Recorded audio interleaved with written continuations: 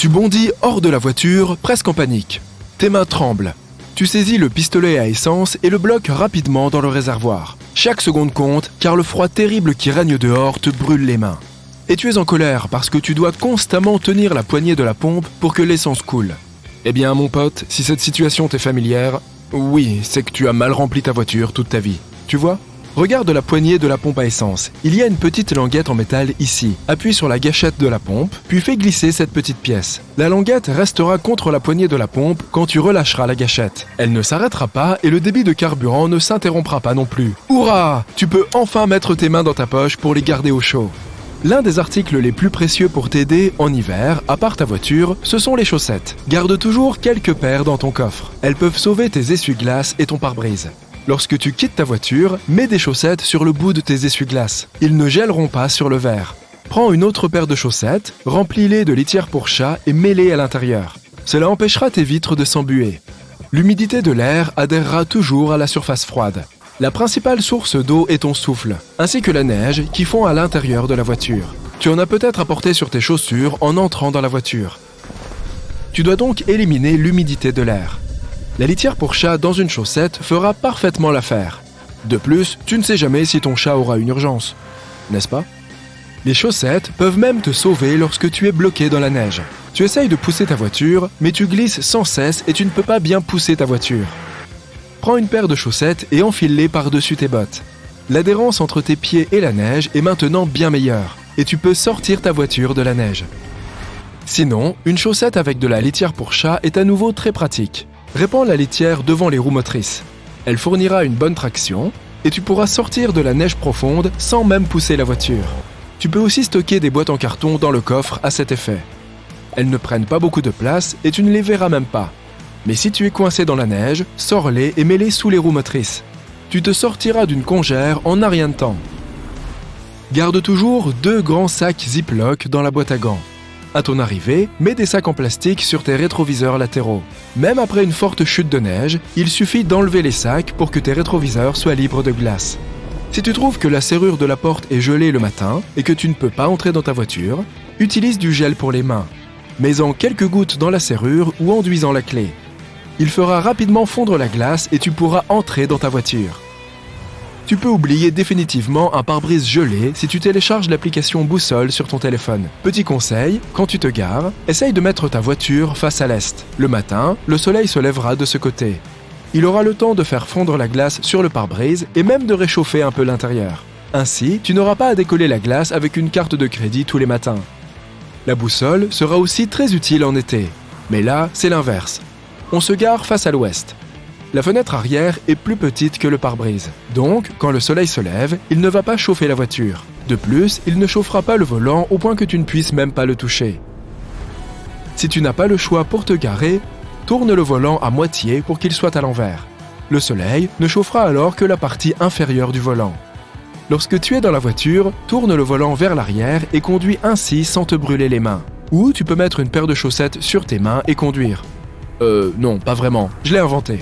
Ta voiture est restée des heures sur un parking chauffé à blanc pendant que tu faisais tes courses. Lorsque tu rentres, tu n'as pas besoin de rester assis dans la chaleur en attendant que la climatisation prenne le dessus. Baisse la vitre du passager avant, sors de la voiture, ouvre et referme la porte arrière gauche du passager plusieurs fois. L'air froid entrera dans le véhicule par la fenêtre et repoussera l'air chaud par la porte.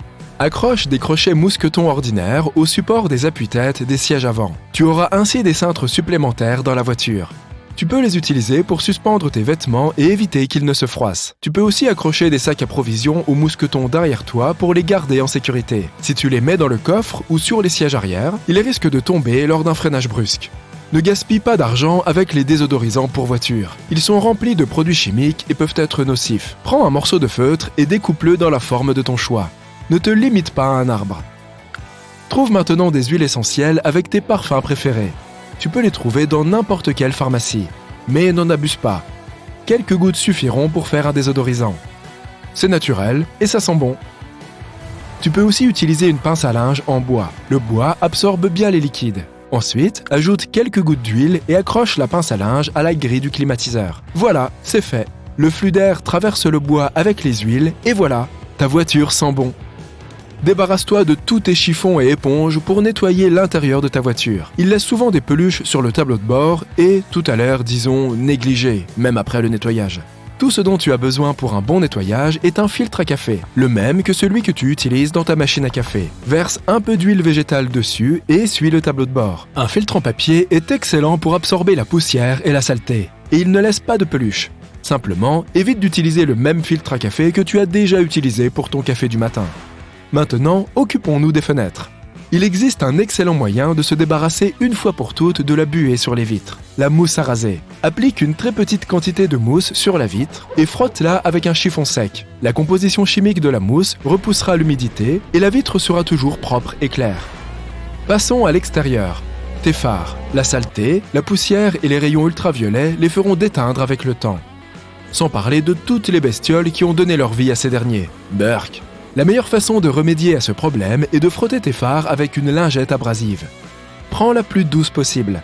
Elle enlèvera la fine couche supérieure de plastique et les phares seront comme neufs. Il est encore mieux d'utiliser du dentifrice ou de la poudre. C'est aussi abrasif mais plus doux. Il suffit d'appliquer un peu de dentifrice et de frotter le phare avec un chiffon sec. La plupart des stations de lavage proposent de cirer ta voiture après le lavage. Ne gaspille pas ton argent pour cela. Tout ce dont tu as besoin, c'est d'un après-shampoing. Il contient une substance qui repousse l'eau. Ajoute un peu d'après-shampoing à l'eau et applique-le sur une voiture sèche et propre. Les gouttes de pluie s'écouleront de ta voiture et elle brillera par tous les temps. Nous pouvons maintenant t'aider à économiser de l'argent à la station-service.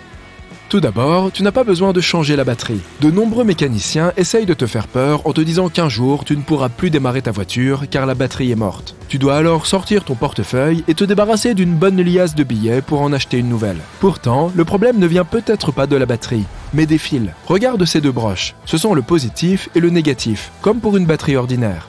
Et ces contacts peuvent être rouillés. La batterie commence alors à envoyer moins de courant à travers ces contacts.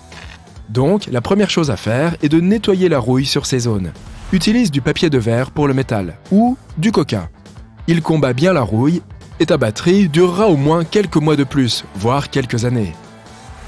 Le mécanicien du garage peut également vérifier l'huile dans ton moteur. Il sort la jauge et s'assure que l'huile est foncée, presque noire. La prochaine chose qu'il fera sera de suggérer de remplacer complètement l'huile de ton moteur. Non, cette couleur d'huile sale est normale. C'est à cause des différentes silicones qu'elle contient. Les professionnels te recommandent de changer l'huile de ton moteur environ tous les 10 000 km. Garde donc un œil sur le niveau d'huile dans le moteur. Il doit se situer quelque part entre ces deux marques sur la jauge. As-tu déjà entendu ce grincement gênant lorsque la voiture freine ? Un mécanicien pourrait te dire que tu as besoin de nouvelles plaquettes de frein. En fait, il s'agit de la rouille sur le disque de frein. Tu pourrais la retirer toi-même et économiser beaucoup d'argent. Et le pire, le voyant du moteur. La première chose à faire est de vérifier ton réservoir. Une raison très courante pour laquelle ce voyant s'allume est que le bouchon du réservoir n'est pas complètement fermé. L'oxygène pénètre alors dans le moteur par cette extrémité. Le cerveau électronique de la voiture reçoit un signal lui indiquant que quelque chose ne fonctionne pas correctement et tu vois apparaître un voyant de contrôle moteur. Referme le bouchon du réservoir et essaye de redémarrer la voiture. Ça pourrait te faire économiser quelques milliers d'euros. Bonne nouvelle, non ?